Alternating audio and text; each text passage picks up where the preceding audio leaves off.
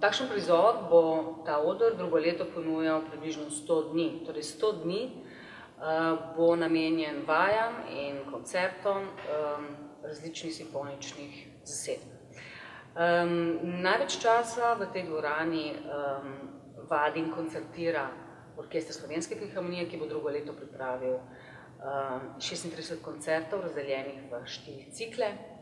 8 koncertov bo pripravil tudi Simfonični orkester Radio in televizije Slovenija, ki jih združuje v abonmajskem ciklu Kromatika. Prisluhnili pa bomo tudi nizu koncertov z izven, priložnostnim koncertom, božičnemu, novoletnemu, različnim mejnim žanrom. Ponudbo domačih orkestrov pa dopolnjuje Zlatja bomba v produkciji Cankarjevega doma. Naj drugo leto opozorim predvsem na prvo gostovanje orkestra Državne akademije Svete Cecilije iz Rima pod taktirko Antonija Papana, njihovega šefa dirigenta. Gre za orkester, ki je naredil v minulih 5 letih ravno pod taktirko maestra velik napredek in z veseljem jih bomo pozdravili 5. aprila. Operno področje bo drugo leto v znamenju uprizoritve Letečega Holandca, zgodnje opere Richarda Wagnerja. Pripravljamo jo v koprodukcijski navezi z ljubljansko operno in baletno hišo. Nosilec bo ansambl, vsi 3 ansambli te hiše. Mednarodna pevska zasedba bo dopolnila domače soliste. Sodeloval pa tudi Slovenski komorni zbor. Umetniški vodja oziroma dirigent predstave bo Aleksandar Markovič, režiser pa Matjaž Berger. Plesni program bo drugo leto v znamenju 2 baletnih gostovanj, eno novembrsko, to je predstava Far, skupina Random Dance, ki deluje pod koreografskim vodstvom Wayna McGregorja, enega najbolj zanimivih britanskih koreografov tega trenutka, ki je iz sodobno plesne scene presedlal nekako v klasični balet. Aprila pa pričakujemo brazilsko skupino Grupo Corpo, ki je znana po tem, da je obogatila zahodni slovar plesnega oziroma baletnega jezika z elementi borilnih veščin, sambe in pa genge. Nova sezona programu Druga glasba je zastavljena podobno, kot so bile dosedanje, smo jih že navajeni.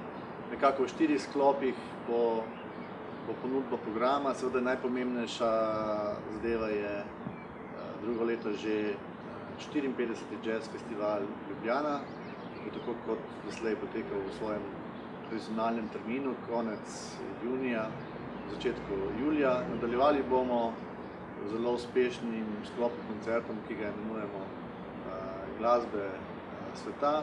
Seveda bomo nadaljevali tudi s Cankarjevimi torki.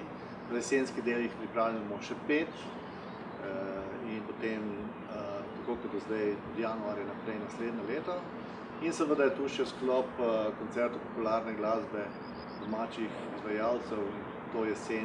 Ta jesen bo v znamenju koncertov Aleksandra Meška, Perpetuum Jazzli in seveda tradicionalni decembrski koncert Vlada Kreslina. Seveda o nastopajočih na Jazz Festivalu Ljubljana v prihodnjem letu še ne morem govoriti, program se še pripravlja. Lahko pa že napovem glavno zvezdo programu abonmaja Glas sveta. To bo izjemna pevka, aktivistka iz Penina, ki pa danes živi in ustvarja v New Yorku. Ime je Angelique Kidjo in to bo tudi eden največjih koncertov jesenske sezone splošno v Ljubljani. Najpomembnejši gledališki dogodek naslednje sezone v Cankarjevem domu bo gostovanje Čarobne piščali v režiji Petera Brooka. To je gledališka uprizoritev zadnje Mozartove opere, ki se odpoveduje standardnemu opernemu razkošju, ne pa tudi glasbi. Uprizorjena je z opernimi pevci, usmerjena pa v izrazito intimno poglobljeno doživljanje Mozartove umetnine. To je avtorska, celo osebno izpovedna vizija velikega režiserja. Naj omenim, da smo Petera Brooka, morda najpomembnejšo gledališko osebnost zadnjega pol stoletja, velikega vizionarja in reformatorja modernih uprizoritvenih umetnosti, v Ljubljani doslej imeli možnost videti samo z nekim relativno majhnim koščkom, to je z monodramskim izvlečkom iz njegove slovite uprizoritve Mahabharate. Zato je gostovanje Čarobne piščali tam bolj pomembno, saj bomo velikega umetnika tokrat lahko doživeli v celoviti umetnini, ki povzema njegovo snovanje iz zadnjih let. V spomladanskem delu sezone napovedujemo tudi gostovanje predstave Salve, koreografinje Maggie Marin.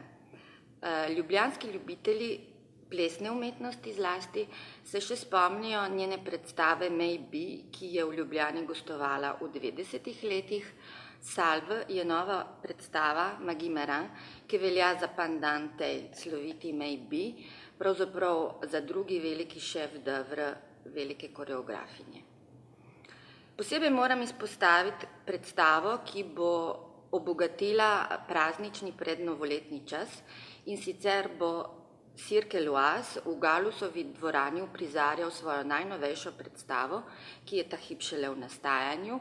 Obeta pa se nam artistično in vizualno razkošje, izpolnjeno z glasbo in cirkusantskimi in akrobatskimi veščinami, ki smo jih ob Cirque L'Oise že lahko spoznali v preteklih letih. Posebej pa bi rada poudarila tudi pomen koprodukcijskih predstav oziroma predstav, ki jih ustvarjamo v sodelovanju z samostojnimi umetniki oziroma s tako imenovanimi nevladnimi ustvarjalci. In sicer bo v naslednji sezoni ta program relativno obsežen, napovem lahko kar 3 predstave, plesne predstave v Linhartovi dvorani. Sezono filmskega programa v začetku oktobra začenjamo z distribucijo francoskega filma Ženska iz 5. okrožja, ki ga je režiral britanski režiser Pavel Pavlikovski, sicer pa vsaj v jesenskem delu sezone lahko seveda največji poudarek damo ljubljanskemu mednarodnemu filmskemu festivalu, ki bo letos potekal od 7. do 18. novembra. Potem od festivalske ponudbe filmskega programa seveda lahko poudarim festival dokumentarnega filma, ki bo marca naslednje leto potekal od 1. do 8. In v okviru tega festivala lahko že napovem obširno retrospektivo zelo vidnega ameriškega dokumentarista Fredricka Wisemana. Festival dokumentarnega filma bo sledil 7. mednarodni festival gorniškega filma, ki bo potekal v sredini aprila. To je festival, ki gostuje v Cankarjevem domu s številnimi filmi in predavanji gornikov, alpinistov in avanturistov. Iz cikla oziroma od filmskih ciklov pa konec marca in v začetku aprila lahko napovem manjšo retrospektivo sodobnega slovaškega filma, ki bo malce pogledala tudi v preteklost oziroma v čas češko-slovaškega novega vala, ki se je odvijal konca 60. let in začetku 70. let. Poudaril bi pa še en film iz filmske distribucije, ki bo potekala od 30. januarja do sredine februarja.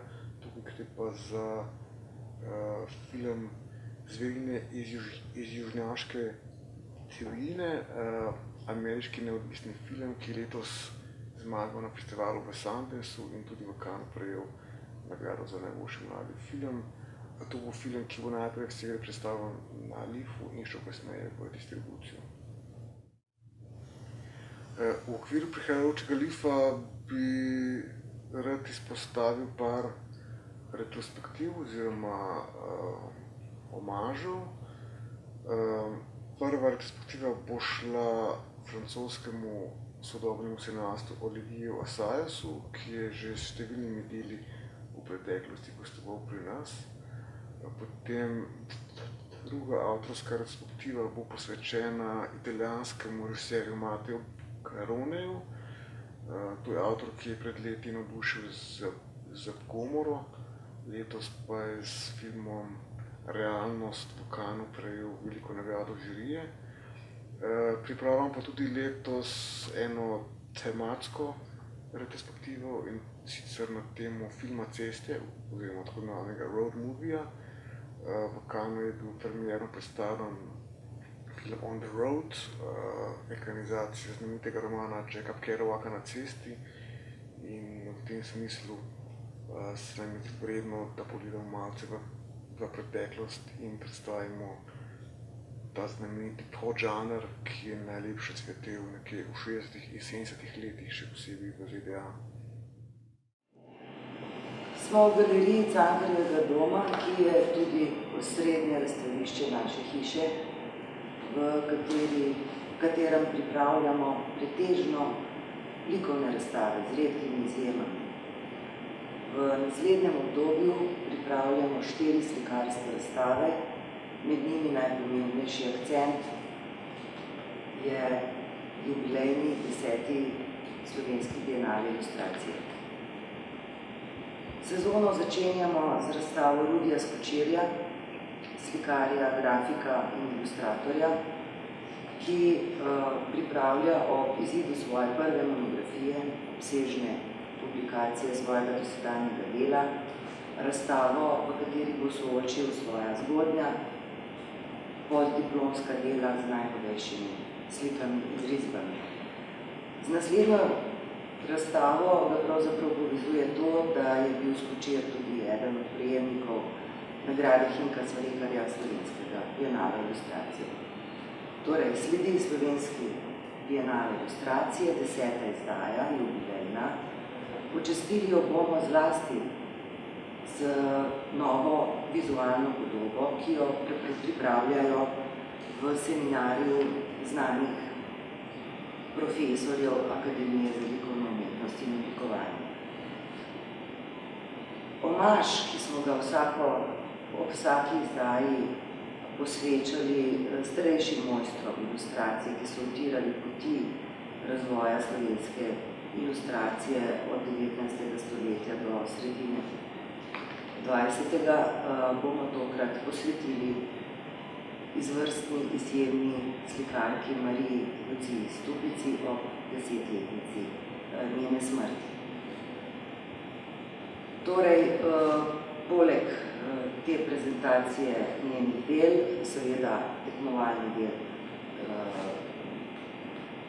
bienala, ki je žiriran in sooča najboljše dosežke zadnjih 2 let različnih avtorskih generacij, različnih umetniških senzibilitet.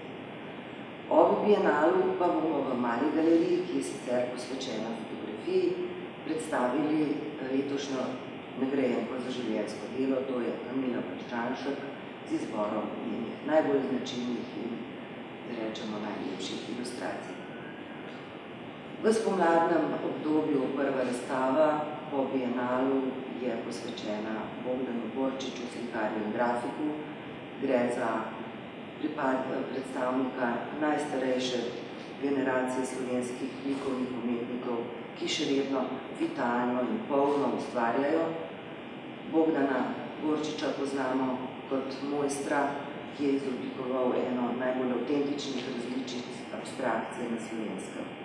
Razstavo z naslovom Sprehajanje po ateljeju je posvetil svojim ciklusu svojih tako rekoč recentnih del, ki so nastala v zadnjih 2 letih in so po njegovih slovitih znakih in vratih tokrat posvečene motivu stola.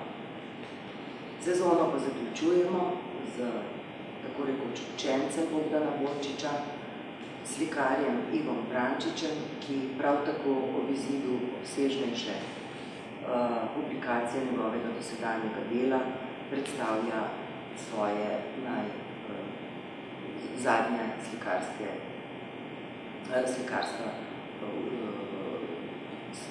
dosežke. Brančič je vsekakor ena srednjih umetniških osebnosti te svoje generacije, se pravi srednje generacije. V prostorih velike spremljene dvorane in predveri ponavadi postavljamo razstave arhitekture, oblikovanja in fotografije. V tokratni sezoni smo načrtovali 2 arhitekturni razstavi. Prva je že tradicionalen projekt, ki se ga vsi spomnite, to je razstava Arhitektura Inventura, razstava članov društva arhitektov Ljubljana, kjer vsako drugo leto člani predstavijo najboljše, kar so uspeli kreirati v teh zadnjih 2 letih. Razstava je seveda tudi odgovor na mnoga pereča vprašanja današnje arhitekturne situacije. Druga razstava je bolj ekskluzivna. Prevzeli jo bomo med projekti Evropske prestolnice kulture. Gre za razstavo z naslovom Arhitektura je, ki skuša tako predstavitveno kot teoretično predstaviti oziroma podčrtati pojem sodobna slovenska arhitektura. Z zelo ostrimi, visokimi selektivnimi kriteriji bodo izbrali najboljša arhitekturna dela zadnjih 5 let v Sloveniji. Tudi ta razstava bo pospremljena z zanimivim vodnikom po, se pravi, najboljši ekskluzivni slovenski arhitekturi. Potem je pa tu že fotografski program, ki je seveda v naši hiši najbolj obsežen. V glavno poteka v Mali galeriji le projekt natečaj za fotografijo leta, ki ga že leta gostimo v naši hiši, je predstavljen v prvem preverju. Sicer pa smo ga zasnovali, kakor ponavadi, zelo raznoliko, se pravi, da uvrščamo v ta program umetnike oziroma fotografe najmlajših generacij, srednjih, starejših. Tu je tudi ena skupinska razstava, prav tako seveda je ravnotežje med domačimi in tujimi avtorji. Zelo me veseli, da smo v tem letu uspeli uvrstiti nekaj res mladih, dokaj nepoznanih avtorjev, ki so na začetku svoje kariere in ki se bodo predstavili izjemno zanimivimi projekti. Tu je Levi Gerl, ki ga bolj malo poznamo tudi zato, ker živi in dela v Švici. Ob njegovi razstavi pa se bodo predstavili tudi multivizijo, ki obsega dela zelo znanih slovenskih vizualnih umetnikov, tako likovnih kot fotografov, ki delujejo v okviru kulturnega društva Belgija. Drugi tak mlad je Sonča Stone, ki je zanimiv zato, ker je sicer humanist in prevajalec, vendar se v zadnjih nekaj letih intenzivno posveča fotografiji in bo predstavil nekaj najboljših posnetkov plesnih predstav, ki jih fotografira po Ljubljani, Sloveniji, pa tudi v okoljnih državah z naslovom Zamrznjen ples. Najmlajši med njimi pa je Urban Celjak, on je pravkar končuje svoje izobraževanje na področju fotografije in ga predstavljamo z izjemnim projektom fotografij na temo skateboardinga. Tu so potem tuje razstave. Prva je Marija Braut, ki je ikona zagrebške fotografske scene in jo pripravljamo v sodelovanju z muzejem mesta Zagreba. Potem je tu Milomir Kovačevič, bosanski fotograf, zelo znan bosanski fotograf, ki živi in dela v Parizu in se bo predstavil s ciklom Pisma v sliki. To je ciklus, ki je bil objavljen skupaj s 3 prijateljima iz Sarajeva, ki živijo vsak na svojem delu sveta, se pravi s 2 pisateljima, Miljenkom Jergovičem, ki živi v Zagrebu, in se Nezdinom Mehmedinovičem, ki živi v Kanadi. In ta projekt so skupno objavili v knjigi Transatlantic Mail. Tretja, tuja, seveda tudi iz okolice, je razstava z naslovom Prostori krize. Gre za selekcionirano tematsko razstavo v sodelovanju z Združenjem istrskih fotografov, ki obsega 17 avtorjev, 17 priznanih istrskih fotografov, ki so fotografirali oziroma prispevali svoja dela na najbolj aktualna dogajanja našega trenutnega zgodovinskega časa. Tu je še ena avstrijska razstava, Herbert Nussbaumer, ki ga že poznamo iz predhodnih sezon. Njegovo delo je zelo senzibilno in povezuje pravzaprav fotografijo in abstraktno slikarstvo. Od slovenskih avtorjev pa zaključujemo nekako program z znanim slovenskim fotoreporterjem Igorjem Modicem in z izborom zelo simpatičnih in zanimivih, morda celo nekoliko nostalgičnih fotografij, ki jih je ob svojem rednem delu snemal na raznih kulturnih dogodkih v 80-ih letih. To so v glavnem večji projekti, ki jih Cankarjev dom načrtuje v naslednji sezoni. Ob tem pa ne pozorim še na dva, ki kontinuirano potekata v prvem predverju na novih prostorih, v strukturah, ki smo jih umestili v ta prenovljeni prostor. Prvi ciklus pripravljamo v sodelovanju s slovenskimi likovnimi kritiki, imenuje se Likovni kritiki zbirajo, ta poteka že več let in ima prijazen odziv tako javnosti kot strokovne stroke. Drugi pa je nekoliko mlajši, poteka šele leto in pol, je pa oblikovalska identiteta, ki ta ciklus pripravljamo v sodelovanju z Društvom oblikovalcev Slovenije, ki predstavljajo svoje člane iz vseh področji oblikovanja, se pravi, da so tu avtorji, ki se posvečajo vizualnim komunikacijam, industrijskemu unikatnemu oblikovanju, pa tudi kostumografiji in scenografiji.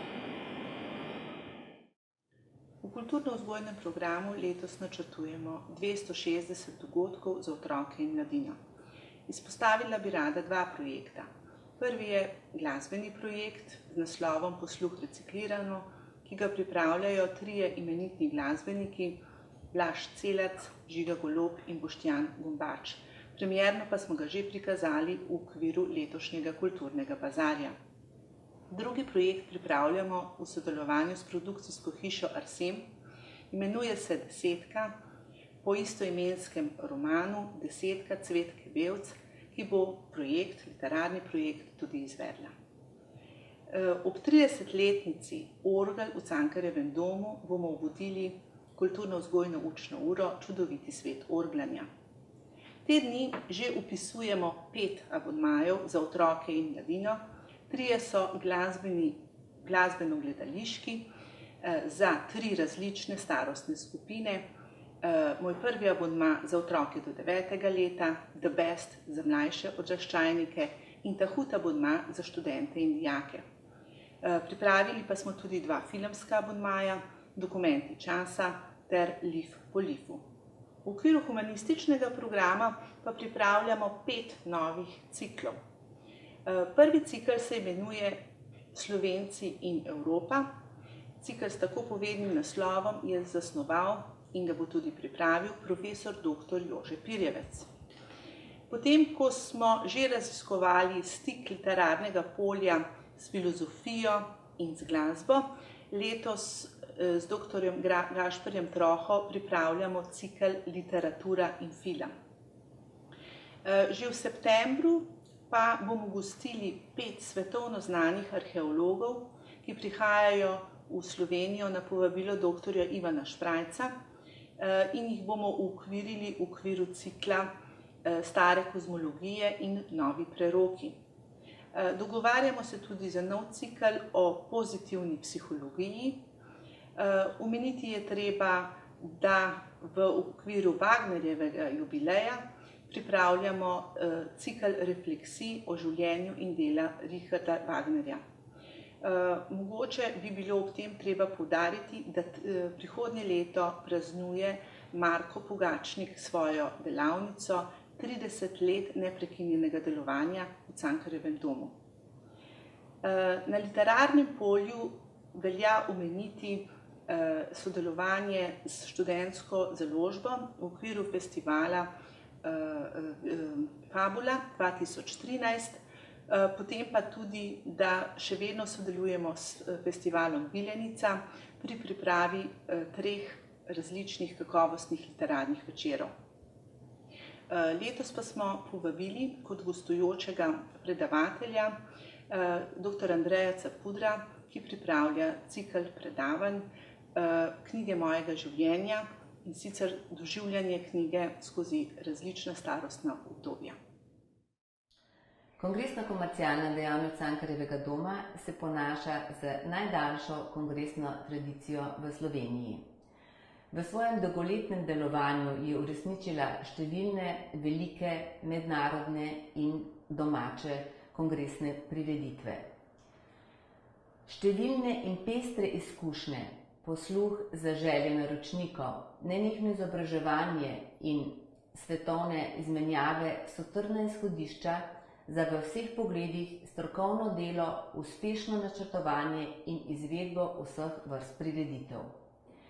Kongresno-komercialna dejavnost Cankarjevega doma nudi popolno organizacijo, od prve zamisli do končne izvedbe v vseh podrobnostih ali pa le posamezne prireditve kot so najem prostorov in dvoran različnih velikosti in namembnosti, najem tehnične opreme tudi za najzahtevnejše projekte in izvedbo le-teh, celovito organizacijo dogodka, zamisel, scenarij in izvedbo prireditve, finančno svetovanje in vodenje prireditve, zagotovitev spremljevalnega programa in tistega najpomembnejšega družabnega programa za kongrese, izbrano gostinsko ponudbo, načrtovanje udeležencev, obveščanje, registracijo in hotelsko namestitev udeležencev, trženje in promocijo prireditve ter odnose z javnostmi,